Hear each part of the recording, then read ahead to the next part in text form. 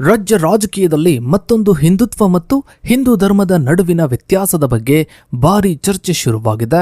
100 ವರ್ಷಗಳ ಹಿಂದೆ ಹಿಂದುತ್ವ ಎಂಬ ಕಲ್ಪನೆಯೇ ಇರಲಿಲ್ಲ.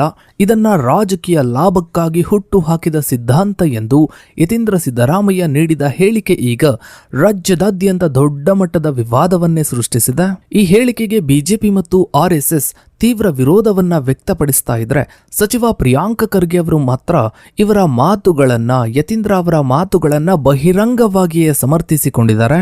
ಹಿಂದೂ ಧರ್ಮಕ್ಕೆ ಸಾವಿರಾರು ವರ್ಷಗಳ ಇತಿಹಾಸವಿದೆ. ಆದ್ರೆ ಹಿಂದುತ್ವ ಎಂಬುದು ಸಾರ್ವರ್ಕರ್ ತಂದ ರಾಜಕೀಯ ಕಲ್ಪನೆ. ಸಾವಿರಾರು ವರ್ಷಗಳ ಹಳೆಯ ಧರ್ಮವನ್ನ ಕಾಯಲು 100 ವರ್ಷಗಳ ಇತಿಹಾಸವಿರೋ ಸಂಸ್ಥೆಯ ಅಂದ್ರೆ ಆರ್ಎಸ್ಎಸ್ ನ ಅಗತ್ಯವಿಲ್ಲ ಎಂಬ ವಾದವನ್ನ ಖರ್ಗೆ ಮಂಡಿಸಿದ್ದಾರೆ. ಹಾಗಾದ್ರೆ ಯತೀಂದ್ರ ಮತ್ತು ಪ್ರಿಯಾಂಕ ಖರ್ಗೆ ಹೇಳಿದ್ದರಲ್ಲಿ ನಿಜಕ್ಕೂ ಸತ್ಯಾಂಶವಿದೆಯಾ? ಹಿಂದೂ ಧರ್ಮಕ್ಕೂ ಮತ್ತು ಹಿಂದುತ್ವಕ್ಕೂ ಇರೋ ವ್ಯತ್ಯಾಸವಾದ್ರೂ ಏನು? ಈ ಹೇಳಿಕೆಯ ಹಿಂದೆ ಕಾಂಗ್ರೆಸ್ನ ರಾಜಕೀಯ ತಂತ್ರಗಾರಿಕೆ ಇದೆಯಾ ಅಥವಾ ಸಿದ್ಧಾಂತದ ಹೋರಾಟನಾ? ಇದರ ಬಗ್ಗೆನೇ ಒಂದು ವಿಶೇಷ ವರದಿ ಇದೆ, ಬನ್ನಿ ನೋಡ್ತಾ ಹೋಗೋಣ. ಸ್ನೇಹಿತರೆ, ಕರ್ನಾಟಕ ರಾಜಕೀಯ ಮತ್ತು ಸಾಮಾಜಿಕ ವಲಯದಲ್ಲಿ ಹಿಂದೂ ರಾಷ್ಟ್ರ ಮತ್ತು ಹಿಂದುತ್ವ ಪರಿಕಲ್ಪನೆಗಳ ಕುರಿತು ತೀವ್ರ ಸ್ವರೂಪದ ಸೈದ್ಧಾಂತಿಕ ಚರ್ಚೆ ಎದ್ದಿದೆ. ಸಚಿವ ಡಾಕ್ಟರ್ ಯತೀಂದ್ರ ಸಿದ್ದರಾಮಯ್ಯನವರು ನೀಡಿದ ಭಾರತವು ಹಿಂದೂ ರಾಷ್ಟ್ರವಾದರೆ ದೇಶದ ಪ್ರಜೆಗಳ ಮೂಲಭೂತ ಸ್ವಾತಂತ್ರ್ಯವೇ ಹೊರಟು ಹೋಗುತ್ತದೆ ಎಂಬ ಹೇಳಿಕೆಯು ರಾಜ್ಯ ರಾಜಕೀಯದಲ್ಲಿ ಸಂಚಲನವನ್ನು ಸೃಷ್ಟಿಸಿದೆ. ಭಾರತವು ಹಿಂದೂ ರಾಷ್ಟ್ರವಾದರೆ ಪುರಾತನ ಚತುರ್ವರ್ಣ ವ್ಯವಸ್ಥೆ ಮತ್ತು ಸಾಮಾಜಿಕ ಶೋಷಣೆ ಮರಳಿ ಬರಲಿದೆ ಎಂದು ಯತೀಂದ್ರ ವಾದಿಸಿದ್ರು. ಈ ಹೇಳಿಕೆಯನ್ನ ಪ್ರತಿಪಕ್ಷವಾದ ಬಿಜೆಪಿ ಮತ್ತು ವಿವಿಧ ಸಾಂಪ್ರದಾಯಿಕ ಸಂಘಟನೆಗಳು ಅಂದ್ರೆ ಆರ್ಎಸ್ಎಸ್ ನಂತಹ ಸಂಘಟನೆಗಳು ತೀವ್ರವಾಗಿ ಖಂಡಿಸಿದ್ವು. ಈ ತೀವ್ರ ಸ್ವರೂಪದ ರಾಜಕೀಯ ಸಂಘರ್ಷದ ಮಧ್ಯೆ ಕರ್ನಾಟಕದ ರಾಜ್ಯ ಗೃಹ ಸಚಿವ ಪ್ರಿಯಾಂಕ ಖರ್ಗೆ ಅವರು ಡಾಕ್ಟರ್ ಯತೀಂದ್ರ ಅವರ ಹೇಳಿಕೆಯನ್ನ ಸ್ಪಷ್ಟ ಚಾರಿತ್ರಿಕ, ಸೈದ್ಧಾಂತಿಕ ಹಾಗೂ ಸಂವಿಧಾನಿಕ ಆಧಾರಗಳೊಂದಿಗೆ ಬಹಿರಂಗವಾಗಿ ಸಮರ್ಥಿಸಿಕೊಂಡಿದ್ದಾರೆ. ಸ್ನೇಹಿತರೆ, ಯತೀಂದ್ರ ಸಿದ್ದರಾಮಯ್ಯನವರ ಹೇಳಿಕೆಯನ್ನ ಸಮರ್ಥಿಸುವ ಸಂದರ್ಭದಲ್ಲಿ ಸಚಿವ ಪ್ರಿಯಾಂಕ ಖರ್ಗೆ ಅವರು ಮಂಡಿಸಿದ ಹಲವು ಚಾರಿತ್ರಿಕ, ಕಾನೂನು ಕ್ರಮ ಮತ್ತು ರಾಜಕೀಯ ಚಿಂತನೆಗಳ ಆಳವಾದ ವಿಶ್ಲೇಷಣೆಯನ್ನ ಆಧರಿಸಿದೆ. ಸನಾತನ ಹಿಂದೂ ಧರ್ಮಕ್ಕೂ ಮತ್ತು ರಾಜಕೀಯ ಹಿಂದುತ್ವಕ್ಕೂ ನಡುವೆ ಇರುವ ಚಾರಿತ್ರಿಕ ಮತ್ತು ತತ್ವಶಾಸ್ತ್ರೀಯ ವ್ಯತ್ಯಾಸಗಳನ್ನ ಖರ್ಗೆ ಪ್ರಮುಖವಾಗಿ ವಿಂಗಡಿಸಿದ್ದಾರೆ. ಇವರ ಪ್ರಕಾರ ಸುಮಾರು ಸಾವಿರಾರು ವರ್ಷಗಳ ಸುದೀರ್ಘ ಆಧ್ಯಾತ್ಮಿಕ ಮತ್ತು ಸಾಂಸ್ಕೃತಿಕ ಇತಿಹಾಸವನ್ನ ಹೊಂದಿರುವ ಸನಾತನ ಹಿಂದೂ ಧರ್ಮವು ಸಾರ್ವತ್ರಿಕ ಜೀವನ ಪದ್ಧತಿಯಾಗಿದೆ. ಆದರೆ ಹಿಂದುತ್ವ ಎಂಬುದು 100 ವರ್ಷಗಳ ಹಿಂದೆ ಸಾರ್ವರ್ಕರ್ ಅವರಿಂದ ಪ್ರತಿಪಾದಿಸಲ್ಪಟ್ಟ ನಂತರದಲ್ಲಿ 100 ವರ್ಷಗಳ ಹಿಂದೆ ಸ್ಥಾಪಿತವಾದ ಸಂಘಟನೆಯೊಂದರಿಂದ ಅಂದ್ರೆ ಆರ್ಎಸ್ಎಸ್ ಸಂಘಟನೆಯೊಂದರಿಂದ ರಾಜಕೀಯ ಹಾಗೂ ಸಂಘಟನಾತ್ಮಕ ಬೆಳವಣಿಗೆ ರೂಪುಗೊಂಡ ಪ್ರತ್ಯೇಕ ಸಿದ್ಧಾಂತವಾಗಿದೆ. 100 ವರ್ಷಗಳ ಹಿಂದೆ ಹಿಂದುತ್ವ ಎಂಬ ರಾಜಕೀಯ ಚೌಕಟ್ಟು ಇರಲೇ ಇಲ್ಲ.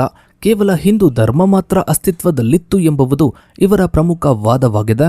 ಈ ವೈಚಾರಿಕ ನಿಲುವಿಗೆ ಸಂವಿಧಾನಿಕ ತಳಹದಿಯನ್ನ ಒದಗಿಸಲು ಪ್ರಿಯಾಂಕ ಖರ್ಗೆ ಅವರು ಭಾರತೀಯ ಸಂವಿಧಾನ ಶಿಲ್ಪಿ ಡಾಕ್ಟರ್ BR ಅಂಬೇಡ್ಕರ್ ಅವರ ಪ್ರಮುಖ ಗ್ರಂಥಗಳು ಮತ್ತು ವಿಚಾರಗಳನ್ನು ಉಲ್ಲೇಖಿಸಿದ್ದಾರೆ. ಭಾರತವನ್ನು ಹಿಂದೂ ರಾಷ್ಟ್ರವನ್ನಾಗಿ ಪರಿವರ್ತಿಸುವುದು ದೇಶದ ಪ್ರಜಾಪ್ರಭುತ್ವ, ಸಾರ್ವತ್ರಿಕ ಸ್ವಾತಂತ್ರ್ಯ ಮತ್ತು ತುಳಿತಕ್ಕೊಳಗಾದ ವರ್ಗಗಳ ಹಕ್ಕುಗಳಿಗೆ ಅತ್ಯಂತ ಅಪಾಯಕಾರಿ ಎಂದು ಡಾಕ್ಟರ್ BR ಅಂಬೇಡ್ಕರ್ ಅವರು ತಮ್ಮ ಬರವಣಿಗೆಗಳಲ್ಲಿ ಮುನ್ನೆಚ್ಚರಿಕೆಯನ್ನ ನೀಡಿದರು. ಸಮಾಜದಲ್ಲಿ ಶ್ರೇಣೀಕೃತ ಜಾತಿ ವ್ಯವಸ್ಥೆಯು ಎಷ್ಟರ ಮಟ್ಟಿಗೆ ಧ್ವಂಸಕಾರಿ ಪರಿಣಾಮ ಬೀರಬಹುದು ಎಂಬುದನ್ನ ಅಂಬೇಡ್ಕರ್ ಜಗತ್ತಿಗೆ ಮನವರಿಕೆಯನ್ನ ಮಾಡಿಕೊಟ್ಟಿದ್ರು. ಈಗಿನ ರಾಜಕೀಯ ನಾಯಕರು ಅಂಬೇಡ್ಕರ್ ಅವರ ಈ ಮೂಲಭೂತ ಕೃತಿಗಳನ್ನ ಓದುವ ಬದಲು ಮನುಸ್ಮೃತಿಯಂತಹ ಸಾಂಪ್ರದಾಯಿಕ ಗ್ರಂಥಗಳನ್ನ ಓದುತ್ತಿರುವುದು ಸಮಾಜದ ಹಿನ್ನಡೆಗೆ ಕಾರಣವಾಗಿದೆ ಎಂದು ಖರ್ಗೆ ಕಟುವಾಗಿ ವಿಮರ್ಶಿಸಿದ್ದಾರೆ. ಸಾಮಾಜಿಕ ಸಮಾನತೆಯ ಪರಂಪರೆಯನ್ನ ವಿವರಿಸುತ್ತಾ ಖರ್ಗೆ ಅವರು ಜಗಜ್ಯೋತಿ ಬಸವಣ್ಣ, ಸಾಮಾಜಿಕ ಸುಧಾರಕ ನಾರಾಯಣ ಗುರು ಹಾಗೂ ಡಾಕ್ಟರ್ BR ಅಂಬೇಡ್ಕರ್ ಅವರ ವಿಚಾರಧಾರೆಯನ್ನ ಒಂದೇ ಸೂತ್ರದಲ್ಲಿ ಬೆಸೆದಿದ್ದಾರೆ. ಜಾತಿ ಆಧಾರಿತ ತಾರತಮ್ಯಗಳನ್ನ ನಿವಾರಿಸಿ ಸಮಾಜದಲ್ಲಿ ಪ್ರತಿಯೊಬ್ಬರಿಗೂ ಸಾಮಾಜಿಕ ಮತ್ತು ಆರ್ಥಿಕ ಸಮಾನತೆ ಸಿಗಬೇಕೆಂಬುದು ಈ ಮಹಾನ್ ನಾಯಕರ ಆಶಯವಾಗಿತ್ತು. ಭಾರತದ ಸಂವಿಧಾನವು ಈ ಸಮಾನತೆಯ ಸಿದ್ಧಾಂತವನ್ನ ಎತ್ತಿ ಹಿಡಿದಿದ್ದು ಇದನ್ನ ಅನುಷ್ಠಾನಗೊಳಿಸುವುದು ಪ್ರಜಾಸತ್ತಾತ್ಮಕ ಸರ್ಕಾರದ ಕರ್ತವ್ಯವೇ ಹೊರತು ವೈದಿಕ ಅಥವಾ ಮನುಸ್ಮೃತಿಯ ಆಧಾರಿತ ಕಟ್ಟಳೆಗಳನ್ನ ಹೇರುವುದಲ್ಲ ಎಂಬುದು ಇವರ ಸಮರ್ಥನೆಯ ಸಾರಾಂಶವಾಗಿದೆ. ಇನ್ನು ಸ್ನೇಹಿತರೆ, ಯತೀಂದ್ರ ಸಿದ್ದರಾಮಯ್ಯ ಹಾಗೂ ಪ್ರಿಯಾಂಕ ಖರ್ಗೆ ಇಬ್ಬರು ಕೂಡ ರಾಷ್ಟ್ರೀಯ ಸ್ವಯಂ ಸೇವಕ ಸಂಘದ ಅಂದರೆ ಆರ್ಎಸ್ಎಸ್ನ ರಾಜಕೀಯ ಸ್ವರೂಪ ಮತ್ತು ಅದರ ಕಾರ್ಯನಿರ್ವಹಣೆಯ ಕುರಿತು ಗಂಭೀರ ಕಾನೂನಾತ್ಮಕ ಪ್ರಶ್ನೆಗಳನ್ನು ಎತ್ತಿದ್ದಾರೆ.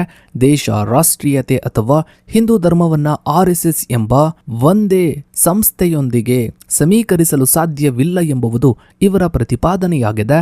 ಆರ್ಎಸ್ಎಸ್ ಕಾರ್ಯಕರ್ತರು ಹಿಂದುತ್ವ ಸಿದ್ಧಾಂತಗಳೇ ಹೊರತು ಅವರು ಮಾತ್ರವೇ ಸಂಪೂರ್ಣ ಹಿಂದೂ ಧರ್ಮದ ಪ್ರತಿನಿಧಿಗಳಲ್ಲ ಎಂಬ ಸೈದ್ಧಾಂತಿಕ ವಿಂಗಡಣೆಯನ್ನ ಇವರು ಮಾಡಿದ್ದಾರೆ.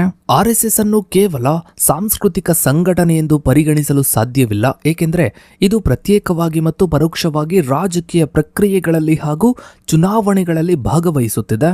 ಬೃಹತ್ ಪ್ರಮಾಣದ ಆಸ್ತಿಪಾಸ್ತಿಗಳನ್ನು ಹೊಂದಿರುವ ಮತ್ತು ಕೋಟ್ಯಾಂತರ ರೂಪಾಯಿಗಳ ಆರ್ಥಿಕ ವಹಿವಾಟನ್ನ ನಡೆಸುವ ಯಾವುದೇ ಸಂಸ್ಥೆಯು ದೇಶದ ಚಾಲ್ತಿಯಲ್ಲಿರುವ ಕಾನೂನುಗಳ ವ್ಯಾಪ್ತಿಗೆ ಬರಬೇಕು. ಆದ್ದರಿಂದ ಆರ್ಎಸ್ಎಸ್ ಸಂಸ್ಥೆಯನ್ನ ಮುಕ್ತ ಮತ್ತು ಪಾರದರ್ಶಕ ಕಾನೂನಾತ್ಮಕ ನೋಂದಣಿ ಚೌಕಟ್ಟಿಗೆ ಅಂದರೆ ರಿಜಿಸ್ಟ್ರೇಷನ್ಗೆ ತರಬೇಕು ಎಂಬ ಗೃಹ ಸಚಿವರ ಬೇಡಿಕೆಯು ಸಂಪೂರ್ಣ ನ್ಯಾಯಸಮ್ಮತವಾಗಿದೆ ಎಂದು ಯತೀಂದ್ರ ಸಮರ್ಥಿಸಿದ್ದಾರೆ.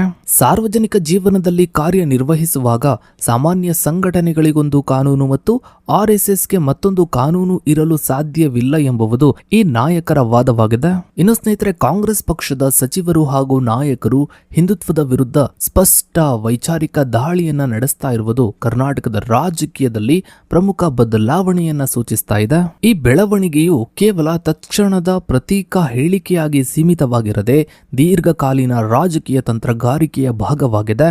ರಾಜಕೀಯ ರಂಗದಲ್ಲಿ ಸರ್ಕಾರದ ಮೇಲಿರುವ ಆಡಳಿತಾತ್ಮಕ ಒತ್ತಡಗಳು ಅಥವಾ ಸಂಪುಟ ವಿಸ್ತರಣೆಗೆ ಸಂಬಂಧಿಸಿದ ಆಂತರಿಕ ಚರ್ಚೆಗಳಿಂದ ಗಮನವನ್ನ ಸೈದ್ಧಾಂತಿಕ ಕಣಕ್ಕೆ ತಿರುಗಿಸಲು ಈ ವೈಚಾರಿಕ ವಾದವು ನೆರವಾಗಿದೆ. ಸಚಿವ ಡಾಕ್ಟರ್ ಯತೀಂದ್ರ ಸಿದ್ದರಾಮಯ್ಯನವರ ಹಿಂದೂ ರಾಷ್ಟ್ರದ ಕುರಿತಾದ ಎಚ್ಚರಿಕೆ ಮತ್ತು ಅದನ್ನ ಗೃಹ ಸಚಿವ ಪ್ರಿಯಾಂಕ್ ಖರ್ಗೆ ಅವರು ಚಾರಿತ್ರಿಕ ಹಿನ್ನೆಲೆಯಲ್ಲಿ ಸಮರ್ಥಿಸಿಕೊಂಡಿರುವ ಶೈಲಿಯು ಕರ್ನಾಟಕದ ವೈಚಾರಿಕ ಅಖಾಡವನ್ನ ಮರುರೂಪಿಸಿದೆ.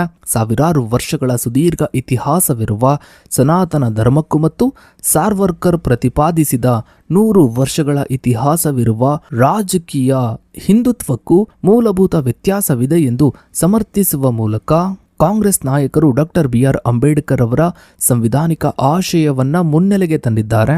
ಈ ವೈಚಾರಿಕ ಹೋರಾಟವು ಮುಂಬರುವ ದಿನಗಳಲ್ಲಿ ರಾಜ್ಯದ ಪ್ರಜಾಸತ್ತಾತ್ಮಕ ಮೌಲ್ಯಗಳು, ಸಾಮಾಜಿಕ ನ್ಯಾಯ ಹಾಗೂ ರಾಜಕೀಯ ಧ್ರುವೀಕರಣದ ಸ್ವರೂಪವನ್ನ ನಿರ್ಣಯಿಸುವಲ್ಲಿ ಅತ್ಯಂತ ಪ್ರಮುಖ ಪಾತ್ರವನ್ನ ವಹಿಸಲಿದೆ.